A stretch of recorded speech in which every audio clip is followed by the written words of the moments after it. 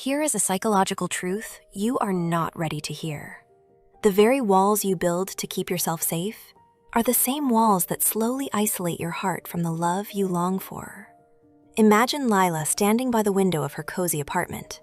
The city lights twinkle outside, but inside, everything feels quiet and controlled.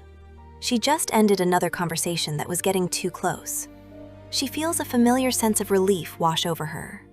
This is avoidant attachment in action, and it feels so safe. Psychologists have studied this pattern for decades. It shapes the way so many women navigate relationships, friendships, and their own emotions. When you carry this attachment style, your brain has learned that depending on others leads to disappointment or pain. So it chooses self-reliance instead. It feels empowering at first. You handle everything on your own. You do not need anyone too much. You maintain your independence like a shield. But here is where the story takes a painful turn. Most people stop at the surface and believe that being strong and independent is always the answer. They miss the deeper cost that comes with it. The harsh reality is this: while your avoidant patterns protect you from immediate hurt, they create a quiet, invisible loneliness. You can be in a relationship, surrounded by friends, or even successful in your career, and still feel profoundly alone. Lila knows this feeling all too well. Picture Lila on a Friday night. She has turned down an invitation to meet her friends. She tells herself she prefers her own company.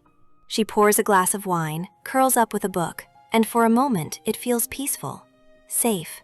No risk of being misunderstood or let down. Yet as the evening deepens, something shifts. The apartment begins to feel too large and too empty. A heavy ache settles in her chest. She scrolls through her phone, looking at photos of couples and groups laughing together. She quickly puts it down. Her mind says she is fine, but her heart whispers something different. This is the hidden truth of avoidant attachment. Your brain uses clever strategies to keep you feeling safe. It downplays the importance of closeness. It focuses your attention on work achievements or personal projects. It suppresses those vulnerable emotions before they can surface. It tells you that needing others is weakness. These are called deactivating strategies, and they work very well in the short term. And here is what almost no one wants to admit. These same strategies that protect you are the reason real intimacy keeps slipping away. Lila has done this in past relationships. When her partner tried to get closer, she would suddenly become distant or overly critical.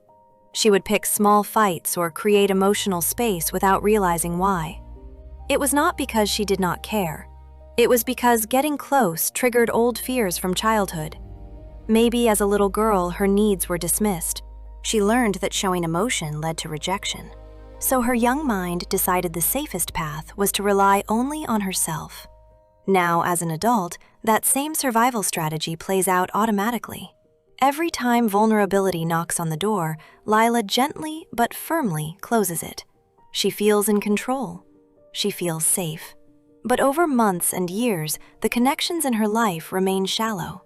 Friends sense the distance. Partners feel shut out. And deep down, Lila feels more and more disconnected from everyone, including herself. If this description is stirring something inside you, that is a good sign. It means a part of you is ready to look at what has been hidden for so long. Let us go deeper into how this pattern actually works in everyday life. Watch Lila in her daily routine. She excels at her job because she throws herself into tasks instead of feelings. When a colleague offers support, she politely declines. During family gatherings, she keeps conversations light and steers away from anything emotional. She has become incredibly good at appearing fine even when she is not. The problem is that human beings are wired for connection. Your nervous system still craves proximity and understanding, even if your mind has learned to ignore those signals. Research shows that people with avoidant attachment often experience higher levels of loneliness because their emotional needs go unmet. They end up in a painful paradox. They are surrounded by people, yet feel existentially alone.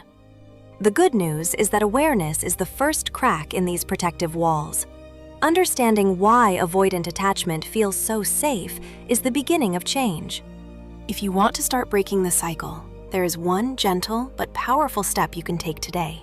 Begin to notice the moments when you automatically pull away.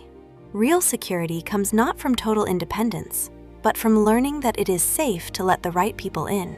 You are not alone in this journey. You deserve relationships where you can be seen and loved for who you really are.